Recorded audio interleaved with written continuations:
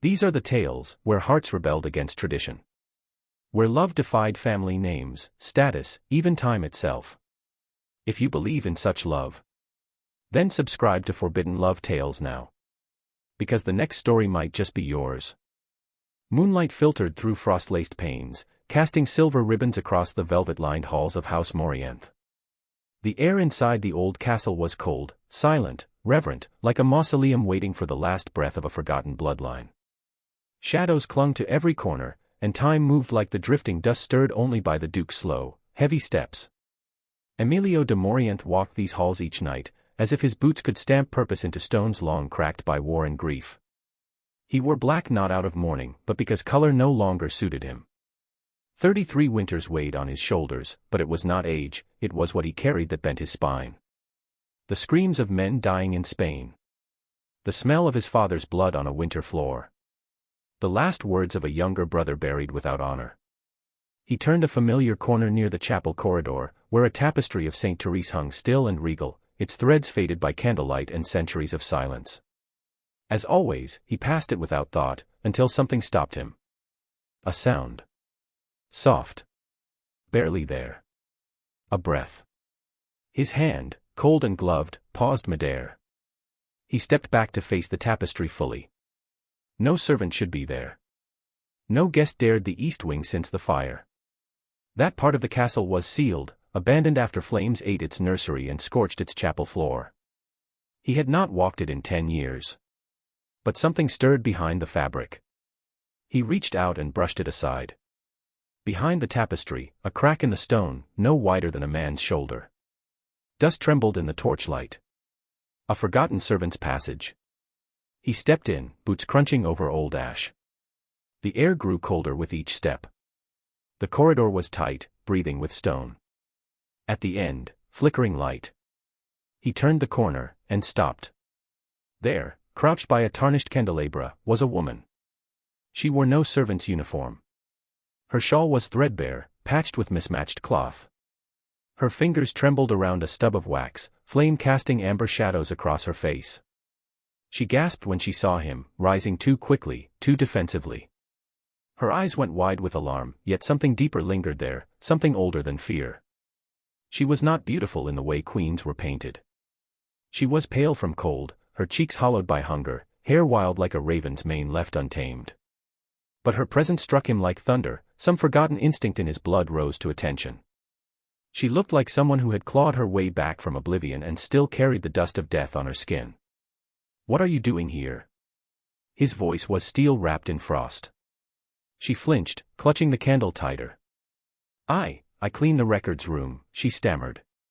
Her accent was Castilian, soft, marked by another coast.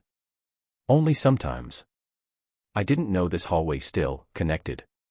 She lied. Not clumsily, but carefully, like someone who had learned to lie for survival, not deception. Her eyes darted toward the wall behind her, a door. A hatch. He couldn't tell. But she wasn't where she belonged, and she knew it. He stepped closer. She did not retreat. Her jaw set, subtly, but it did. There was pride beneath her fear, and pride was always dangerous. "Your name," he said. A long breath. Then, "Catalina." She hesitated, and that pause spoke volumes. Catalina, of no house. Of course. A ghost. A refugee. One of the many left behind by war and politics, living in the cracks of civilization, tolerated but invisible. Still, there was something about her tone. It wasn't shame. It was a challenge. "Does the staff know you're here?" he asked. "I don't believe the staff knows much of anything," she said, then caught herself, startled by her own boldness. He should have turned then. Walked away. Sent for a guard. But his feet didn't move. Instead, he studied her. The candle flickered between them, making her eyes glow gold, like some feral thing dragged from the woods into firelight. She looked nothing like the women his court offered. Not soft. Not polished. Not groomed to speak in echoes of praise. Her voice had edges. Her spine held secrets. "How long have you been sneaking into my east wing?" he asked quietly. She looked away. Long enough to know no one else dares. And why would you? Because it is silent, she replied. And silence doesn't ask questions. He stared at her. The words didn't belong in a servant's mouth. They belonged in poetry. In letters hidden in drawers. In people like his mother, before her name became a ghost story whispered between generations. I'll have someone escort you out, he said finally. Her lips tightened. Of course, Your Grace. But something in her eyes didn't bend. He turned, but paused before stepping back through the tapestry. You shouldn't return here. I know. You will. She said nothing. He left. And for the first time in years, he did not sleep. The next day, he walked the same hall. At the tapestry, he hesitated. It was untouched. No sound. No candlelight. Just the ghost of yesterday's conversation lingering in the dust. He asked the steward about a girl named Catalina. No one knew of her. He questioned the head of servants. No records. No surname. No history. That night, she was gone again, but he found a book left open in the records room. A text on medieval philosophy. In Latin. A passage underlined. Asterisk, where the world sees sin, love sometimes sees only the soul's return. Asterisk. His fingers brushed the page. The next evening, he waited. He told himself it was to protect the sanctity of the East Wing. To enforce the rules of his house. To uphold order. But when she appeared again, barefoot, arms wrapped around her shawl like armor, neither of them spoke those lies. She looked at him, unsurprised. He looked at her, unarmed. You shouldn't be here, he said. But I am. You risk being cast out. I already was. He stared at her a long time, something unspoken building in the space between their heartbeats. She wasn't simply a trespasser. She was a mirror. And he was tired of seeing nothing but himself in empty halls. He stepped forward. I could have you punished. Her eyes held his. Then punish me. But you'll have to look at me to do it. His hand curled at his side. Instead of calling for guards, he whispered, I want to know what you're hiding. She took a step closer, candlelight flickering between them. Then you'll have to keep coming back. He exhaled, slowly, carefully, as if releasing a breath he didn't know he'd been holding for 10 years. And in that corridor of dust and forgotten wings, something in him stirred. A flicker. A thaw. Something that looked a lot like the beginning of life. He should have sent her away. Should have turned from that flickering light behind the candelabra and sealed the corridor for good. But that night lingered in him like smoke trapped in velvet. Something in her voice, barely veiled defiance laced with weariness, unsettled the still waters of his silence. Not fear. Not guilt. She hadn't begged or apologized. She had simply stood in that shadowed hallway, claiming no name, no house, and yet looking him in the eye as if she belonged to something no one could steal. He told himself it was curiosity. That he needed to know how deeply she had infiltrated his estate. But the truth wore no such disguise. In the days that followed, he became a shadow chasing a wisp of smoke. In the library, he glimpsed her slipping a leather-bound volume of Greek verse into the space behind a book of prayers. She didn't see him. Her fingers moved with care, reverence. A thief wouldn't have returned what she stole. A maid wouldn't have read it. In the garden, hidden beneath the bowed limbs of a cypress, he found her mouthing words he couldn't hear. Her eyes were closed, lips barely parted, as if she were praying. But it wasn't prayer. It was poetry. The rhythm. The restraint. The way her fingers curled slightly as if holding invisible ink between them. She looked like a woman recalling a life once hers and now lost to the world. He left her undisturbed. But the ache grew. The rain came 3 days later, a violent downpour that turned the hills to rivers and the skies to bruises. The castle windows moaned with wind. He found her in the garden still, under a stone arch near the fountain, soaked, barefoot, lips blue. She held a scrap of parchment against her chest as if it were fire. He didn't announce himself. You read better Latin than my priest, he said, stepping from the cloister shadows. She gasped, not from surprise, but because she'd let herself forget the world for a moment. She turned slowly. Her hair clung to her cheeks, her dress heavy with rain. She looked half ghost, half girl, but her gaze held. "Why lie about who you are?" he asked, softer now. Her voice trembled, not with fear, but from cold. "Because I have nothing else. No name, no dowry, no family. Only the pages I steal from your library." She didn't look away. Her jaw clenched, as if bracing for mockery. "Are you a thief, then?" "No," she whispered. "But the world only sees worth in what a woman can bring. And I have nothing but my thoughts. So I hide them in ink." He stepped closer. Rain traced down his collar. The scent of wet earth clung to them both. "You speak like someone educated." "I was." Her voice cracked on the edge of memory. "Once." She turned back toward the fountain, her fingers brushing its moss-slick rim. "My father taught languages at the University of Cadiz," she said. "He translated Virgil from Latin and debated politics with dangerous men. Then the soldiers came. He refused to swear loyalty to the new regime." Her words hung in the rain. "They made me watch." Emilio felt something in his chest shift. A fault line. A crack that had always been there, now breaking wider. "My mother died 2 winters later," she went on. "Cold and hunger. I wandered. Begged.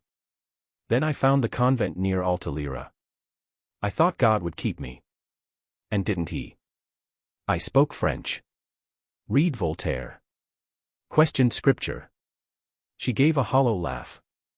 "They turned me out with a curse on my tongue." She looked at him again, and for the first time, he saw the full measure of her pain, her intellect, her fire barely banked beneath layers of survival. "And House Morienth?" he asked. She smiled faintly. "A friend of a friend. I cleaned floors. Kept quiet. Hid in places no one swept. Your castle has many forgotten corners." "I know," he said. "I live in them." The silence between them was not empty. It vibrated with a kind of knowing. A recognition of twin ghosts who had walked the world without being truly seen. "I hide in broken places," she said quietly, "because it's the only way no one sees me." The rain began to soften. The sky lightened just slightly, a bruised gray easing at the edges. He reached for her then. Not her hand, he didn't dare, but the parchment still clenched against her chest. She hesitated, then let him take it. It was a sonnet. In her handwriting. Asterisk, "The soul unloved grows wild with grace. Its roots unseen beneath disgrace." Asterisk. He read the whole thing in silence. When he was done, he folded it with reverence and handed it back. She didn't thank him. She didn't need to. "I should report you," he said, after a long pause. "A servant with stolen books. Trespassing into wings that belong to the dead." "Then do it," she replied. "At least I'll be seen before I'm erased." He didn't move. Instead, he stared at her, heart pounding in a way he hadn't felt since his first battle, terrified, alive. "You cannot be found beyond the kitchens again," he said, voice low. "If the court discovers you've been in the library, the gardens, anywhere near the East Wing. You won't be able to protect me," she finished for him. He nodded. She studied him. Rain dripped from her chin, her collar, the end of her sleeve. And then, without flinching, she said, "But you already have." And before he could reply, before he could say the words rising in his throat like floodwaters, she turned and disappeared beneath the arch, barefoot over stone, back into the broken corridors where no one looked for poetry. He stood there long after, watching the rain, holding her sonnet in memory though it no longer touched his fingers. And in the damp, shivering heart of a storm, the Duke of Morienth realized something he could not undo. He was no longer walking the castle alone. Spring arrived with ceremony and false sweetness. The hills beyond House Morienth bloomed in a chorus of color, but within the stone walls, the atmosphere tightened like a drawn bow. Velvet banners fluttered, golden trumpets cried out their joy, and fresh linens draped tables that had not known laughter in years. Queen Isidora of Aragon had come. Widowed and wily, she moved with the grace of practiced power. Her gown shimmered like oil on water, her eyes too sharp to be merely ornamental. She came with retinues, silks, horses adorned with silver, and nobles whispering behind folding fans. Her visit, though wrapped in pleasantries and noble causes, was understood by all. It was courtship, veiled in diplomacy. Emilio stood at the queen's side in every room, every reception, his posture perfect, his voice measured. He raised crystal goblets when she toasted the ancient lineage of Morienth. He escorted her through the gardens where his mother once read to him, now tamed into symmetry for royal eyes. He did everything expected of a duke with crumbling coffers and a family name in need of revival. But his heart was not there. Catalina had vanished. No glimpses in the library. No footprints in the dust of the east wing. No shawl flung across the edge of a bench in the herb garden. The silence she left behind was louder than any trumpet call. He told himself it was necessary. That hiding her now was protection. That her absence meant safety. The queen would leave, eventually. Things would return to the quiet ache he had known before candlelight and poems whispered in corridors. But the ache changed. It sharpened. He began to dream of dust again, of that long corridor behind the tapestry, the warmth of a hidden flame, a voice saying his name like it had always belonged to her. He stopped listening to the queen's flatteries. He stopped noticing the silk on her sleeves. The night it happened, the castle was alive with celebration. The banquet spilled into every chamber. String musicians played as if desperate to summon joy from their instruments. Perfume hung in the air like fog. Laughter echoed, polished and hollow. Emilio stood beside Isidora as nobles from 3 regions toasted their future union. A baron raised a glass and spoke of children with royal blood born in Morienth halls again. Emilio smiled. Then left. He walked calmly through the crowd, nodded once at the steward, and disappeared into the dark. His boots echoed in familiar rhythm. Down the servants' hall, through the tapestry, into the hidden artery of the castle that pulsed only with memory. The air grew colder. And then. Candlelight. She stood in the same place he had first found her, fingers grazing a rolled map of the ancient borders, her silhouette etched in golden flame. Her back was turned, but she stilled the moment he entered, as if she'd felt the wind shift before he'd stepped through. "You shouldn't be here," he said. But even as the words left him, he heard the lie. She turned. Her eyes were tired, rimmed with days he could not account for, but they met his with quiet steadiness. "You came," she said softly. He stepped closer. "I dreamed of this hallway every night." Her lips lifted, just slightly. "I thought you'd forgotten. That you became what they need." "They need a duke," he said, voice rough. "But he faltered, chest rising. "I don't know what I am anymore." She studied him, unmoved by titles or guilt. "You are a man," she said. "One whose heart remembers." His hand lifted, hovered near her face, then dropped. "I've tried to erase you," he whispered. "I thought I had to. I sat beside a queen tonight and felt nothing but ice." Her breath hitched. "They want me to marry her," he went on. "To seal a future with children bearing a crown. They want a name carved in stone." "And what do you want?" she asked. His reply came like wine through broken shutters. "You." The space between them disappeared. Their mouths met, not with desperation, but with reverence. Like a prayer they had waited too long to speak. The kiss was not polished or perfect, but real. Salted with grief. Sweetened with longing. It shattered something in him, something ancient and silent, and she met him there in the ruin. They held each other in the dust, hearts racing not from fear, but from having remembered what it meant to feel alive. When they broke apart, his forehead rested against hers. "I would give up every title," he murmured, "if I could hold you in daylight." Catalina's fingers curled at his chest, but her voice was distant. "Joy has its spies." He tensed. Behind them, at the end of the passage, something moved. A footstep. A breath. Then silence. By the time Emilio turned, the corridor was empty again, but the chill was unmistakable. He escorted her back, past the crumbling stones and hidden archways. But neither spoke again. They knew what followed. By dawn, she was gone. Her chamber emptied. No shawl. No books. No trace. The steward claimed ignorance. The guards shrugged. No one saw her leave. But word traveled fast in castles where power wore veils. A servant had seen them. And the queen had ears in every corner. Emilio searched the castle in vain. Rage twisted through him. He tore through the east wing, called for the guards, interrogated the staff. But Catalina had vanished like smoke through stone. And all that remained was the echo of her final words. Joy has its spies. The castle no longer slept. Its corridors burned with the restless pacing of a man who had tasted hope and felt it ripped from his chest like breath stolen by drowning. Emilio tore through the estate like a tempest.